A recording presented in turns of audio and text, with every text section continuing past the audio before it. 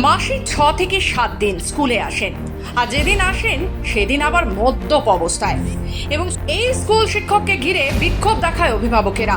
ঘটনা নদিয়ার শান্তিপুর থানার অন্তর্গত মনসাতলা কেবি প্রাথমিক বিদ্যালয়। একদিকে সুপ্রিম কোর্টের নির্দেশ অনুযায়ী প্রায় 26,000 শিক্ষক শিক্ষিকা ও শিক্ষা কর্মী চাকরি বাতিল হয়েছে। সেই কারণেই তোলপাড় গোটা রাজ্য। চাকরি বাতিলের কারণ নিয়ে শুরু হয়েছে রাজনৈতিক চর্চা। অন্যদিকে চাকরিহারা শিক্ষক শিক্ষিকা এবং শিক্ষাকর্মীরা চাকরি ফেরতের দাবি নিয়ে রাস্তায় নেমেছে।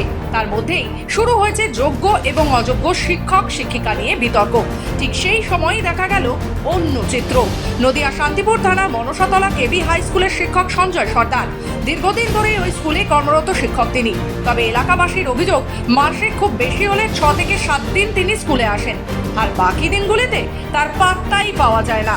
আবার যে 6 থেকে 7 দিন স্কুলে আসেন তিনি, তাও আবার মদ্যপ অবস্থায়। তাই এদিন তিনি স্কুলে এলে বিক্ষোভ দেখাতে থাকে এলাকাবাসী এবং অভিভাবকেরা জানান, যাদের উপর ভরসা করে আমরা ছেলে মেয়েদের স্কুলে পাঠাবো, সেই স্কুলের শিক্ষক যদি মদ্যপ অবস্থায় থাকে, তাহলে কি করে বাচ্চারা শিক্ষা লাভ করবে? আগের দিন করেছিলেন, এখন করেননি। আর এমনি কালকে নবমী উপলক্ষে কালকে নাকি খাওয়া দাওয়া করেছেন, এখন নাকি স্কুলে টলতে আসছিলেন বললো। সবাই তো বলছে, তো এরা সবাই মিথ্যে কথা বলছে।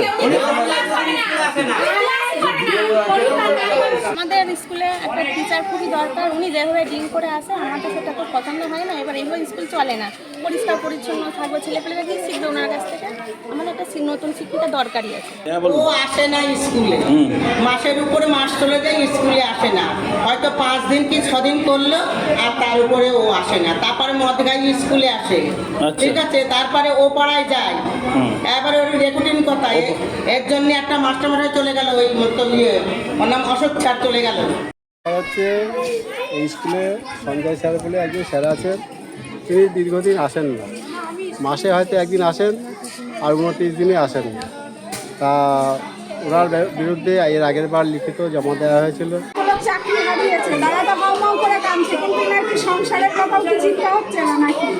সেটাই এরকম করছে। শিক্ষকের মতন একটা ধরুন পেশা, সেখানে আপনারাও তো ভরসা করেন। হ্যাঁ, আমরাও তো ভরসা করছি, কিন্তু এইভাবে এরকম ছেলে মেয়েরা কি শিখবে এখানে? কিছুই তো শিখতে পারবে না।